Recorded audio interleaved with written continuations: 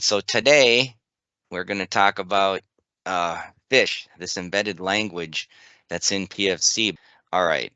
Now, before we start talking about fish, I actually want to have us do an example without fish to get us kind of warmed up here. And here's what that example is going to be. Okay. First of all, we're going to do something with PFC 3D, not just 2D.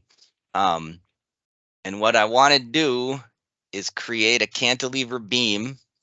And if you recall, if we take a string of PFC 3D particles and put them next to each other, we can put in parallel bonds and we can set their properties in such a way that the system will behave like a circular cross-section beam. And so what I want to do is build such a beam, fix it on one end so that it's like it's fixed, that's the cantilever part, and then apply a load called P on the tip. And I want to then simulate that and watch that thing deflect. Okay. This is what we're going to eventually do once we start using, this is going to be an example in fish. We're going to write a function called load beam.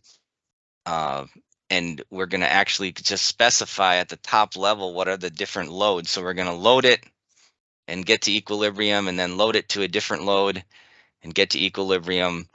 And so if as we do this, we're going to monitor the displacement of the tip.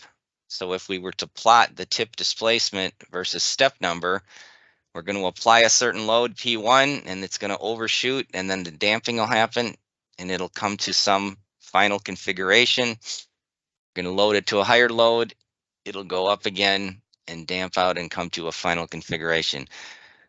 So now let's first work out the background of what we need to, like what properties we're going to need and what some of the details are. And then what I want to do is we're going to write this thing. So here's the configuration I want to look at. So as you see, here's our cantilever beam.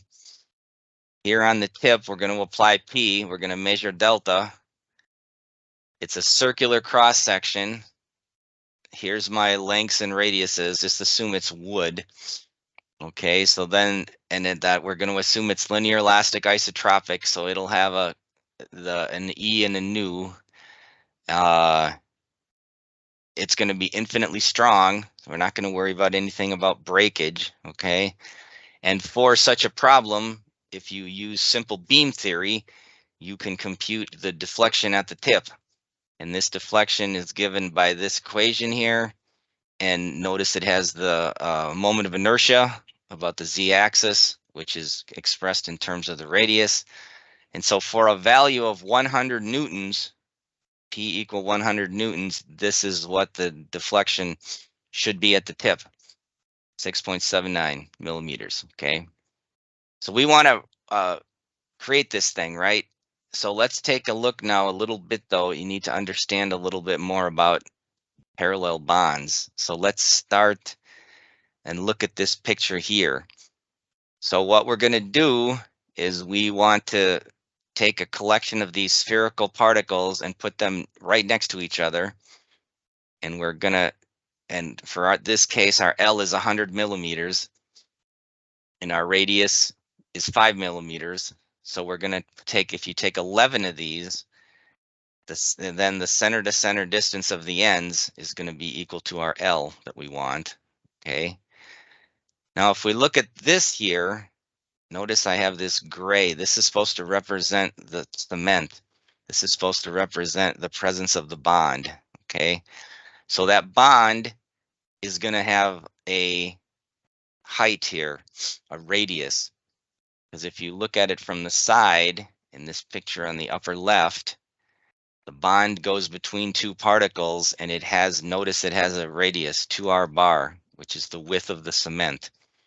So there's going to be a width of the cement, and we want this, we're going to set this to be, it's specified not as an absolute value, it's specified by this radius multiplier, lambda bar, which is then whatever lambda bar is gets multiplied by the minimum of the two radiuses. So since our radiuses are both the same, what we're going to do is we want this 2R bar height to be the same as the distance from center to center, to go all the way. We want, forget that. What we want is we want this height to go all the way across. Okay, so that means we're going to set the radius multiplier to 1. And then what we can think of in this system, at every contact, there's a parallel bond. And so each parallel bond is effectively responsible for this amount of material. And so we could take this one and then do another one and another one, and that would give us the total length of the beam. And so let's express this distance as L bar. And now this here is the stiffness of the bonding material. This is the normal stiffness per unit area, and this is the shear stiffness per unit area. And we can show, and I'm not giving the derivation here, but we can show that this normal stiffness per unit area is related to the Young's modulus of the material divided by L bar. And we can also show that the shear stiffness is related to the what is this term? I keep forgetting what it's called. Somebody help me. That's the shear modulus, right? The shear modulus, correct, divided by L bar. And so we can express the shear modulus in terms of E and nu right here. So for the values we have that I specified for E, I said 10 GPa for E, and I said 0.33 for Poisson ratio. If you plug that in, these are the values we get that for these stiffnesses. Okay, so this is telling us, okay, we need to assign these values of stiffnesses to the parallel bonds. Okay, notice again, their stiffness per unit area. Stiffness is newtons per meter divided by area, meter squared. So these units are newtons per cubic meter. Okay. Now this is the full parallel bond model. When it's bonded, there's actually these two surfaces, when they push against each other, have stiffness. There's a Kn and a Ks here. That's denoted on this side. Here's the Kn, here's the Ks. But then the bonding material has an additional set of springs, which are noted by the terms with the bar on top of them. So in order to make this thing behave like a single, just elastic beam, we want to turn off, in effect, the surface stiffnesses. So we can do that, as we see over here, by simply setting these Kn and Ks's to 0. And so that means this picture becomes simplified, and it just looks like this. So this is the normal stiffness per unit area of the parallel bond, and this is the strength in the tensile strength. This would be the shear stiffness per unit area, and then this is the shear strength, which is a function of cohesion and friction angle. Now for this simple problem, we're not going to consider breakage, so we're going to set the tensile strength to infinity, and we're going to set the cohesion to infinity. So then you see the only things we need to specify is we need to build up the particles, gives us the geometry of the system. We're going to need to set Kn and Ks to 0. We're going to need to set these two stiffnesses as specified here, and we're going to need to set this radius multiplier to 1. That's why these guys are red. All right, so that's what we want to do. So let's see if we can create that problem. See if we can create that, load it up with 100 newtons, and see if we can get it to deform to the value of 6 millimeter displacement. So we're going to go into where it says talks, PFC and fish, and there's already a directory called load beam. Okay. And in that directory, it says solved. This is where I've already done it, but we're not going to start with that. We're going to start from scratch. Okay. So what we want to do is make a new directory. So create, how do I make a new directory? New folder. And let's call this thing load beam dash P equal 100 newtons. Let's give it that name.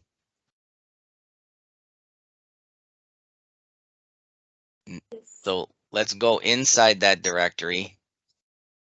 And now let's start up from your desktop, start up from scratch PFC 3D.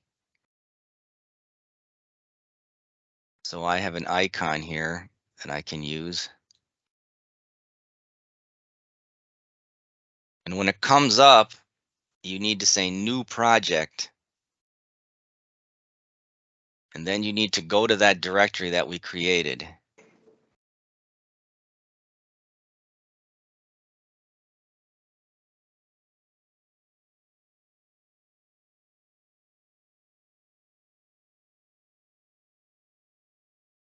And once you get there, give the project name, file name, call it load beam. Now, just a second, I'm gonna cheat here. Just a second. Yeah, that's what we'll do. Okay, hang on. So now we're gonna say file, new data file. And we need to give it a name. And let's give it the same name, load beam dash P equal 100 newtons.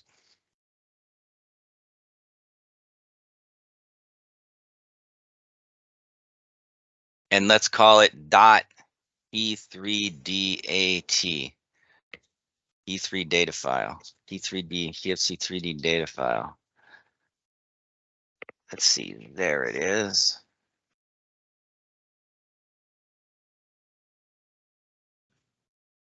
And so now automatically this new window opened, and notice it says data file on the left, right? So now we start typing in. So the first thing we always do is say program return. That's going to be the end of our data file. Okay. And then since we're starting from scratch, we need to say model new. And then we always need to set this large strain to true. And now let's give it a title. So that's a single quote model title, and let's call this cantilever beam with tip load of 100 newtons, end string. We start testing to see if it works. So let's just run it. So hit the green execute button. And hopefully it just ran. You can see at the console, notice it was doing these things one at a time. It didn't give us any error messages. So now let's look at this view and see if we get if the title is in the system. So see where it says plot 01. So click that with the left finger. That turns it on. Here's a plot that's named plot 01 with no plot items in it. I want you to go where it says plot 01 and click it with the right finger. And this pullout is going to come up. And what you want to say is rename. Right finger rename. Let's just call this my view. Then hit OK. Now it should say my view on the bottom. And then what you want to do is go way off here on the right. There's this little check guy. Click that. And up here, it's one of the attributes of this view is whether the job title is displayed. So click job title, click it, and then say OK. And it should now say cantilever beam on the top there. So let's go back to the data file. So that means we can just go to the tab, click on the tab. Now we're back to our data file. Okay. So let's look at the system that we're trying to model again. Pull this back up. So we want this thing to be 100 millimeters long. And here's our XY coordinate system. So we first need to specify a domain before we start building all these particles. So let's go from, so we're going to say domain, and we have to give it the extent. And let's just go from, so this is in millimeters, but let's just go from -1 meter to +1 meter, and in the Y from -1 meter to +1 meter, which should be sufficient to fit everything in here. So we're going to go from -1 to +1, -1 to +1. That's our domain. And run it again, make sure it works. Okay, now we need to specify that contact model assignment table, which is going to tell it, we want to tell it to create these linear parallel bond, and we need to, and to give it certain properties. So contact CMAT. So then default model, what's the default model? All the time I want you to use, it's called linear P-bond. That's the name of the parallel bond model. It's called the linear parallel bond model, okay? And now what properties, and then say property, what are the different properties I want to give? And so if we go back, the first thing we wanted to do is right here. We want to set the Kn and Ks to 0 so that the surface-surface interaction doesn't build up any load. So then we can say Kn 0, Ks 0. And there's also fric. Let's go ahead and make that 0. And then we're going to do 3 dots. Okay. Now let's just look at, I'm going to fire up the help. And I'm going to look at the properties of the parallel bond model. So in my help file, PFC, contacts and contact models, built-in contact models, and now finally, linear parallel bond model, right? So I can look at this, and here it's going to talk all about it. There's my picture that I was showing of a pictorial representation of the rheological properties. And as we go down here, and here's all the governing equations that are used, I keep going down and keep going down, and eventually we come to properties. And so these are all the different properties of that model. Notice at the top, Kn, Ks, and fric. Okay, and now what we're going to talk about is these, we call it the parallel bond group. So this is that radius multiplier, lambda bar. Here's the normal and shear stiffnesses that we talked about, okay? And then there's going to be a tensile strength and a cohesion and a friction angle. Those are also things we talked about. Those are the fundamental parameters, okay? So PB RMO, we want that to be 1. That's right here, because we want this cement to go all the way across the entire throat of the, between the balls. So that's called PB radius multiplier, RMO, and let's give that a value of 1.0. Okay, and then there's the normal and shear stiffness. If we look at that, this is called PB underscore KN and PB underscore KS. So here's the values that we want to assign. So write that PB underscore KN equals 1E12, PB underscore KS equals 3.76 E11. So PBKN 1E12, PBKS 3.76 E11. Okay. And now we need to give the strength parameters. So one of those is PB10, that's the tensile strength. And let's make it effectively infinite. So we're going to say 1E20. And then the cohesion, PBCOH, and let's make that 1E20 so it doesn't break. And there's also this friction angle. We'll just set that to 0. Since the cohesion's infinite, the friction angle doesn't really matter, but just for completeness. So let's get back here. So let's run this, make sure this works. So what's next? Now we have to create the string of balls, okay? And so that's going to be the ball create command. So ball create, hit F1, boom. So this is what, so we can give an ID, we can give a position, and we can give a radius. That's what we want to do. So let's do that. So create. Now where are we going to create the first ball? Here's my XY coordinate system. So let's put the first ball at 0, 0, 0.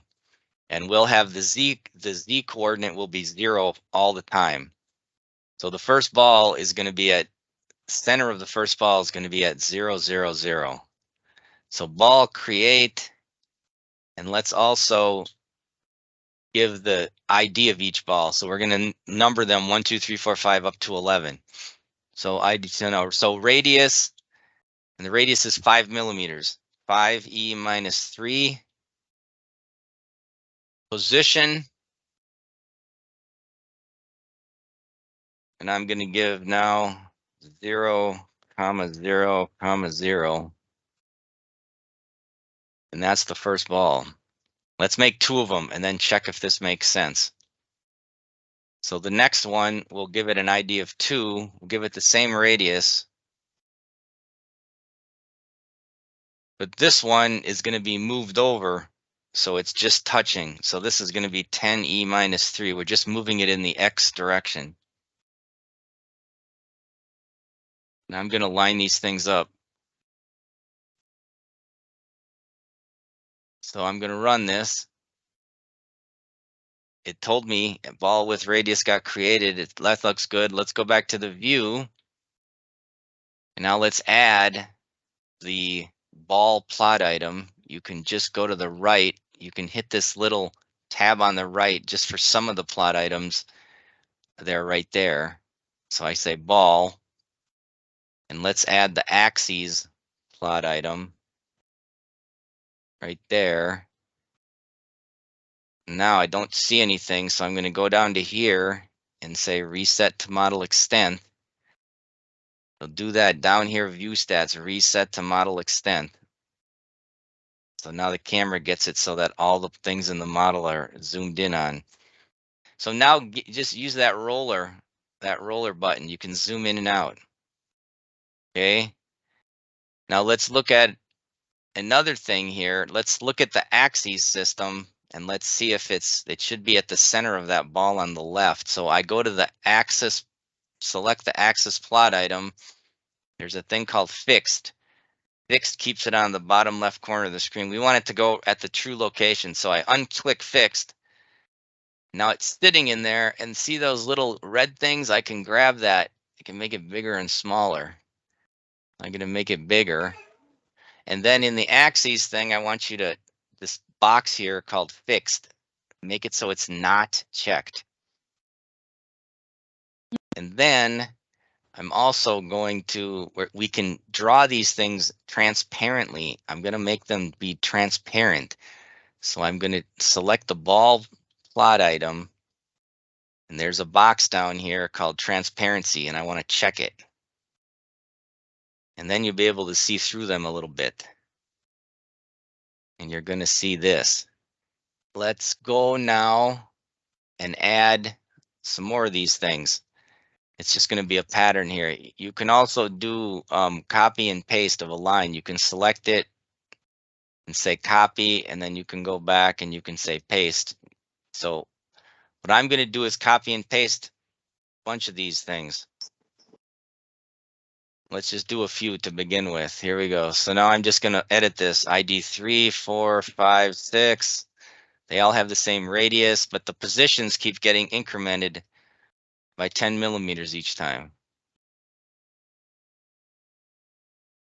I'm going to do this, and now I'm going to check. This is looking better here. All right. So just continue this. You should go all the way up to ID 11.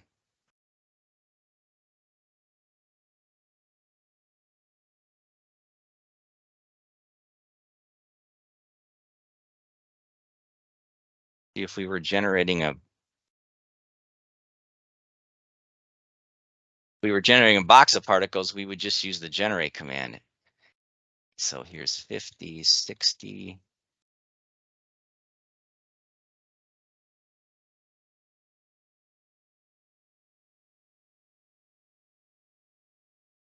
Okay.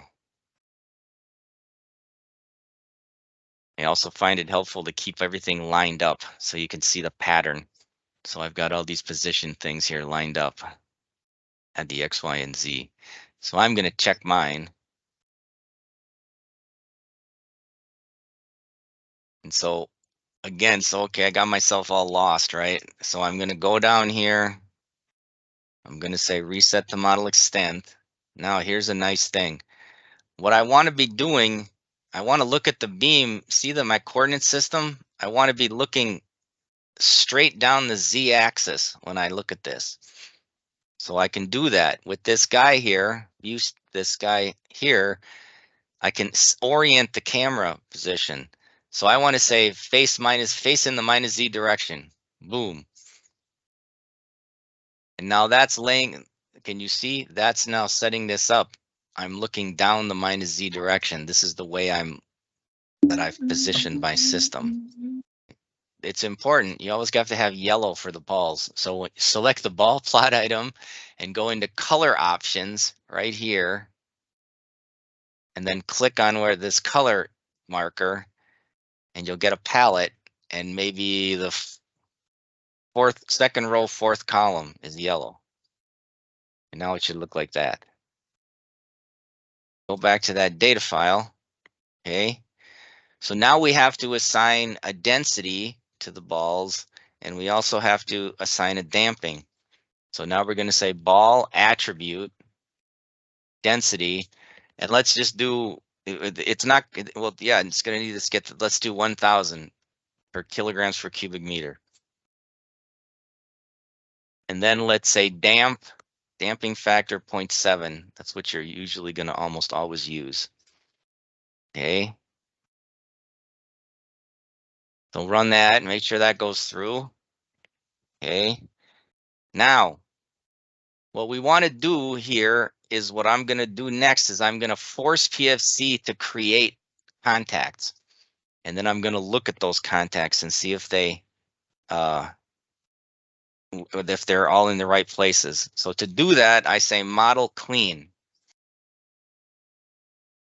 This is going to force the system to, based on all the positions of the particle, it's going to force the position if two guys are close enough to create a contact. So run this first. And then let's see if we can add the contact plot item, and we should be able to see all the contacts in our system. So run this. I've run it now, and I'm going to go back to the view. So go back to the view, and now we're going to add the contact plot item. So I can again pull it out from that right-hand side. There's one called contact. So I'm going to click that. And what I'm going to see here is I see this thing in the middle. Let's turn the balls off. Okay. And it's not creating all the contacts exactly where I wanted them to be. I don't know why. Somehow it's not exactly at the right positions here. This happened before. Let's do after model clean. Let's try this. Contact, I want to make them bonded.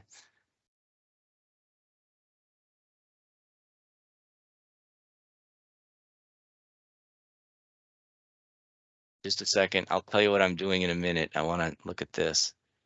Yeah, okay. Okay. What I'm doing in line number 23 there is I'm telling the system to bond this thing. This is a parallel bonded model. By default, it's not in a state of being bonded. So there's a thing called a method called bond. And the way so let's look this up. Contact method bond. So I'm going to go into that linear parallel bond model thing. There's going to be a thing here called methods. Okay. One of the methods here is right here. It's called, that I'm circling now, it's called bond. It's going to bond the contact if the current gap is within this interval that I give. So that's the gap, distance between particles at the contact. So if the gap is within the interval, so the gap I'm going to give is, if the gap is anywhere from basically -1 E20 up to 1 millimeter. So everybody that's basically within 1 millimeter or less of each other, those guys are all going to get bonded. So let's do that. Contact method bond gap. And so it's telling me method bond was applied to 10 contacts in the range. That's good. And now I want to go back to the view. And what you should see is a collection of these. And I'm going to change this, the shape now. Instead of being cylinder, I'm going to make it be sphere.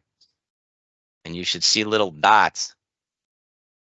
And those dots, and I'm going to make those bigger by doing this. I'm not sure which one. That's not the one. That's too big. So radius factor, target 0.02. And now I can turn the balls on as well. And you should see this. Looks like a string of pearls with little dots in between. Okay. Now there's another thing. Well, let's make sure that each of those parallel bonds. Well, first let's make sure they're parallel bond models. So with that contact plot item, I'm going to turn off the balls. I just want to see these.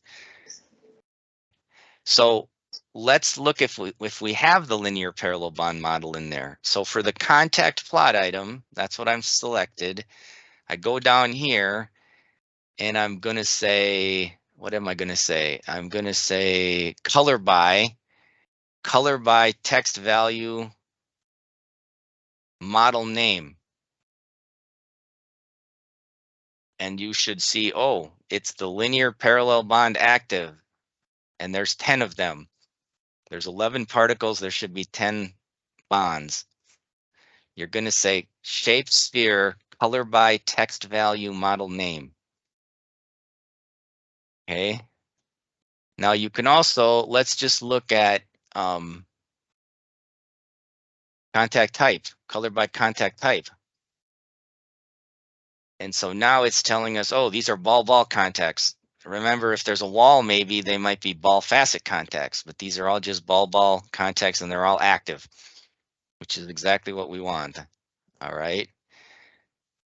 Now let's check. The parallel bond has a property that tells us parallel bond is either bonded or not bonded. Those are two possibilities. And it has a property called parallel bond state. It's going to be bond state. It's going to be an integer. It's going to be between 0 and 3. If it's 3, it means it's bonded. If it's 0, it means it's unbonded. And in addition, it has some, if it got broken, it's going to tell us, oh, look, it's unbonded and a broken tension if it's 1. So we should be able to color this thing by a value called PB state, and they should all be 3. So let's see if we can do that. So go to the contact thing, and you're going to say color by, this is a numeric value. You pull it out, and it should have on there a little bit, go down a little bit, it should say PB state down here as a possibility.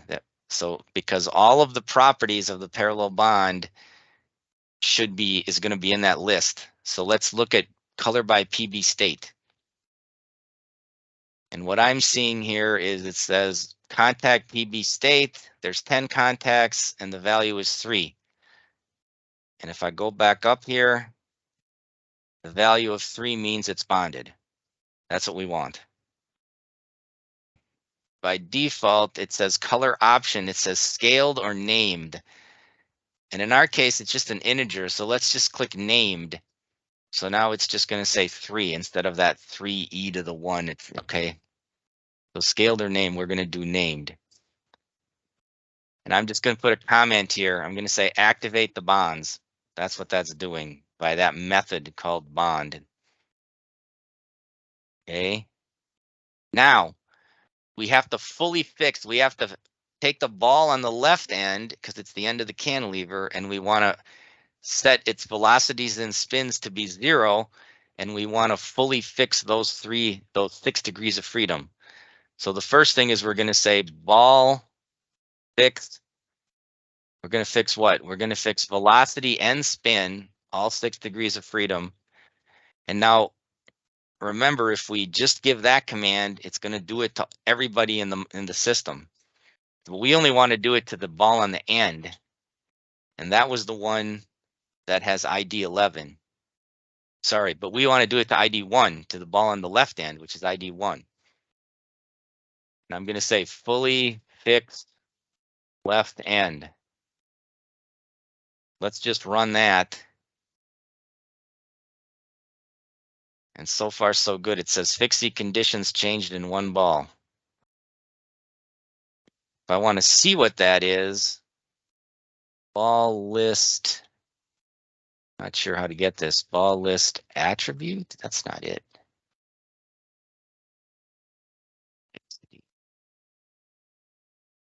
Not sure how to do. Oh, it's not because it's not a. Yeah, it is. Ball.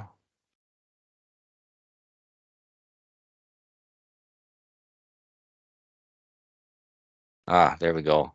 If I just type ball list, it's telling me all the information about the balls, and there's 11 of them. And fixity. Notice that ball number 1 now, for all 6 degrees of freedom, has a letter there, which means all 6 degrees of freedom are fixed. The other guys have nothing, which means they're free. They're going to just obey the equation of motion. Okay. So I'm fully fixing the left end. And now we have to apply that load of 100 newtons on the ball on the tip, right? So we're going to do this as an externally applied force on the ball. So that's going to be ball attribute. So let's look up the ball attribute command. And one of these things is going to be force applied. Yes, force applied Y. This is the Y component of the force, of the applied force. Okay. So ball attribute, it's all one word, force dash applied dash Y. That's acting in the Y direction. And now I need to give it a value. So I'm going to say minus 100. That's the value. And then I only wanted to do it to the one on the right. So this time that's going to be ID 11. And so let's say apply tip load.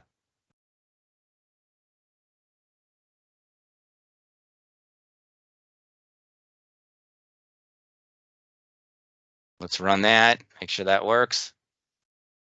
So far, so good. Attribute force applied, initialized in one ball. Okay. Now, what we want to do is we want to make a plot that looks like this. So that's going to be using a history, right? And so the history, what we're going to do is we're going to monitor the displacement of ball number 11. Okay, because remember in PFC, every ball has a displacement vector associated with it that keeps automatically getting updated every time step. And at any time, we can reset that to any value we want. So what we're going to do is we're going to set the displacement vectors of all balls to 0 right now. And then we're going to hook in a history for ball 11. So we're going to say ball attribute and displacement. And now this is expecting a displacement of 3 floating point numbers. So 0, 0, 0.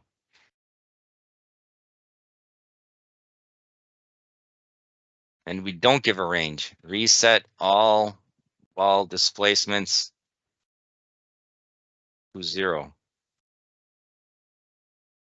Now we're going to take that history. So I'm going to say ball history. I want to give it history, the name of the history. So I'm going to call it tip displacement, tip disp. Okay. And then what history of what? History of displacement dash Y, the Y displacement. And then of what ball? The ball with ID 11. So I'm going to say monitor tip displacement. See if you got that. I'm going to run it and make sure I don't have any syntax errors. So far, so good. Now let's test it. Model solve ratio average 1e minus 5. Let's just try that to start things off. And before the model solve, let's put in a pause. We'll get it to this point, and then let's try to run it. So I'm going to run the data file. I'm going to click onto the view, turn back on the balls, and now I'm going to say continue. Oh, looking good to me.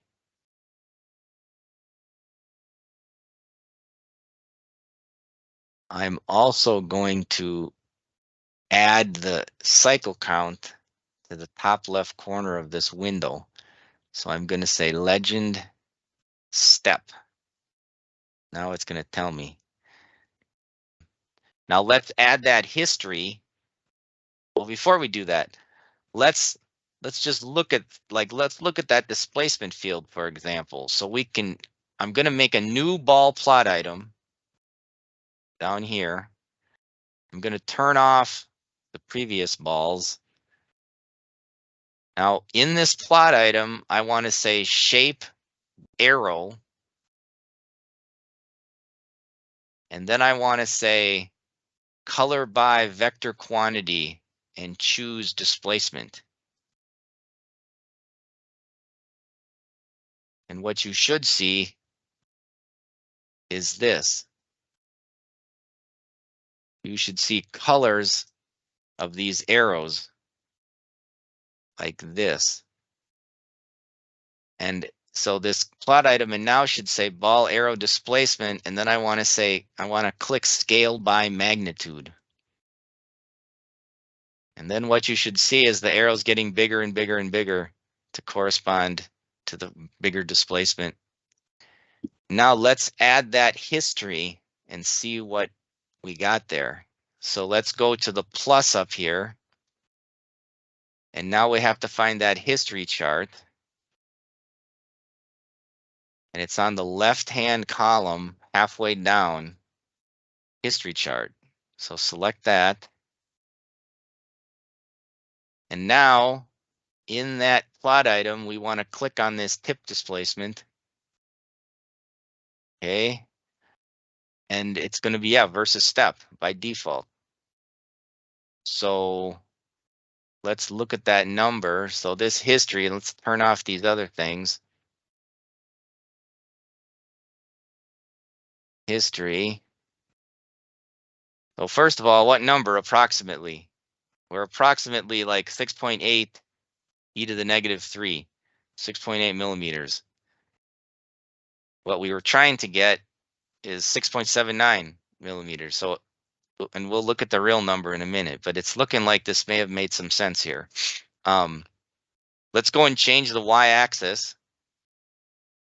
And let's give it the, just a second here. Let's call that one tip displacement. So we're going to go in here to the y-axis and it says label. And I'm going to type in tip displacement in the units of meters. And you should see this. Okay. Now, the other thing I want to do in the x-axis, since these are steps, I want to make the minimum value be 0. So I go into x-axis and it says minimum maximum. It's not auto. I turn off auto and I say minimum 0. So now we're starting from the 0 time step and we're plotting that. Now, the other thing here is, so the tip displacement, this is the thing that I was asking for was the y displacement of that ball. And as you see, the y displacement is negative because it's moving down, right? But this thing we're trying to plot here, this is, I'm defining in my picture right here, downward I'm defining as positive. So that what I want to see is I want to see the displacement go up. I want these displacements to be positive. So I can just simply do that by reversing that value on this thing. So I can say in the history, again, the history attribute, where it says series tip disp, I pull this out and I say Y reverse. And now it's showing me in a reversed sense what that y is, which is what I want to see. And let's make the y-axis have a minimum value of 0. So I go back to y-axis and now say minimum and put in 0. So this is looking better. And let's just change the color of that thing. So again, in the history plot item where it says series, I pull it out and it says line, and there's a little box with a color pull out. I'm going to hit the color and let's make it red. Okay.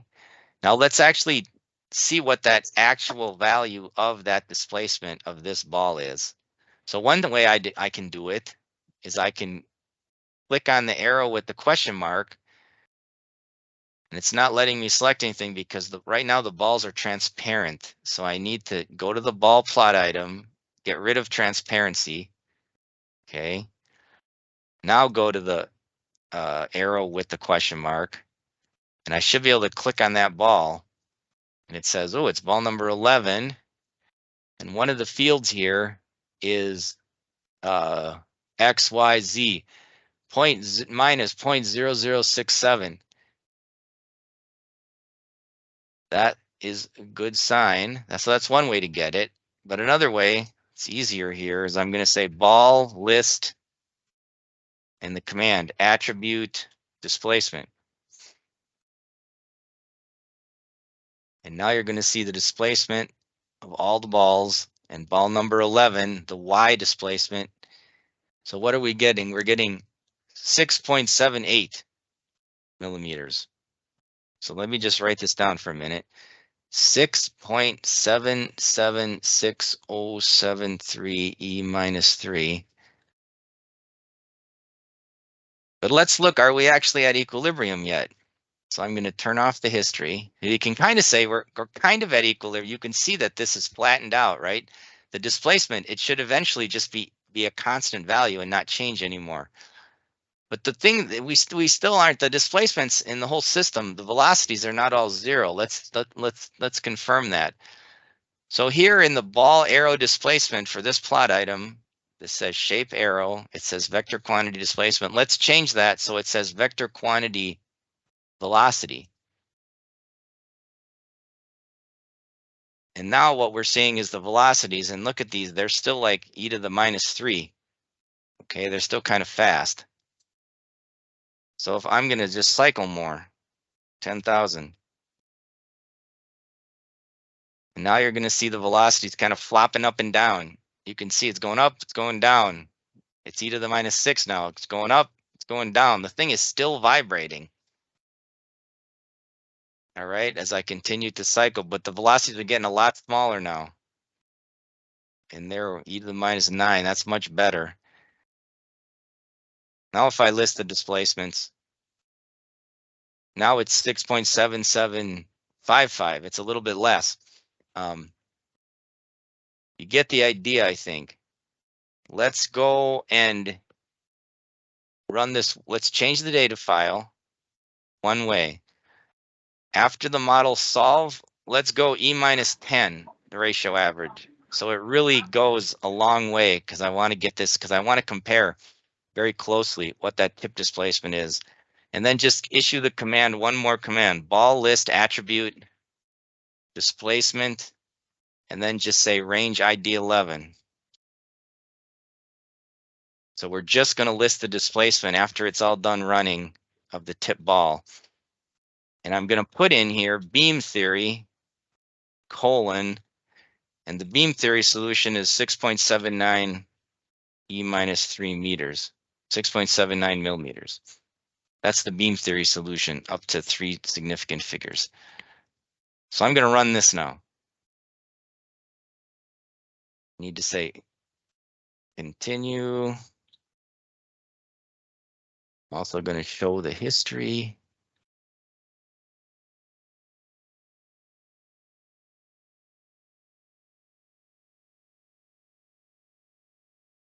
And we should be able to watch this thing, right?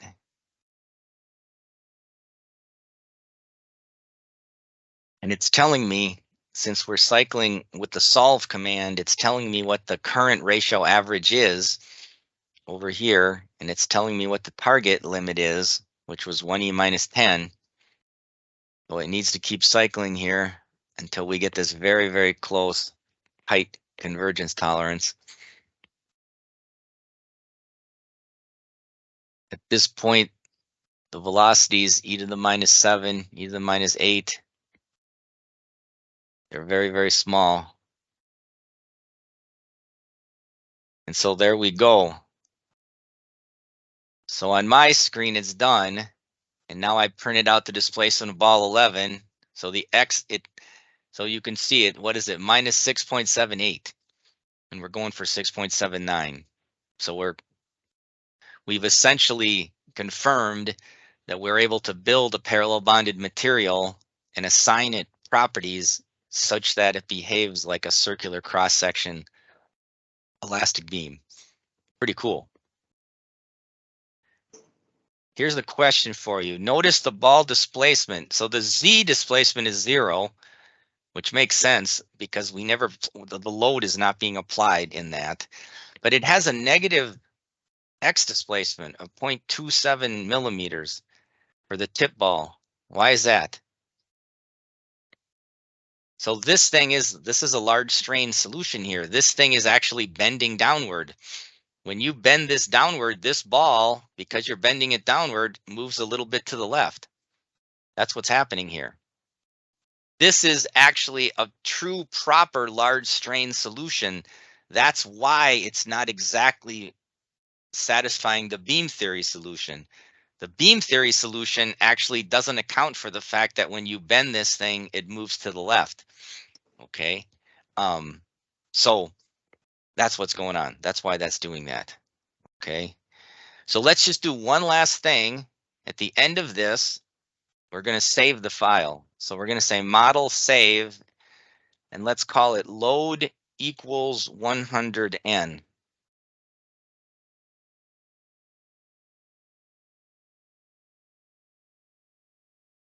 Let's reduce the damping. Instead of 0.7, let's do 0.1.